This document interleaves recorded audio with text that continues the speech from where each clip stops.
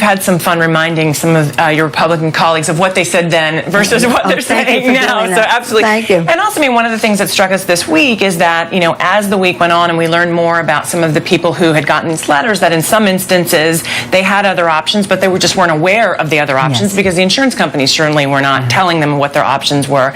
But I guess the question that I have for you, you know, I spoke with a GOP friend of mine who is doing some work for a Republican in a tough primary. I think he'll end up having a tough general election, who said, I've just cut an ad. It is, you know, with someone and their child who has asthma. They got one of these letters and they're terrified. And he was gleeful about the prospect of running that ad in support of his candidate. And so I guess my question is, I agree with you on the glitches, but when we're in the 2014 cycle, is it something that, will Democrats be able to run on the issue, or is it something that could potentially be a liability for Democrats? No, this will be a very, well, it's not even, I don't even think of it as a political issue, but for the American people, this will be a giant plus.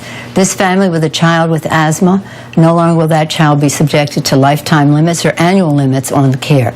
No longer will that child have pre-existing medical condition that will discriminate against him or her later as he or she goes into the insurance market. So for the 100 million people with a pre-existing medical condition, this new bill is a godsend, an emphasis on God.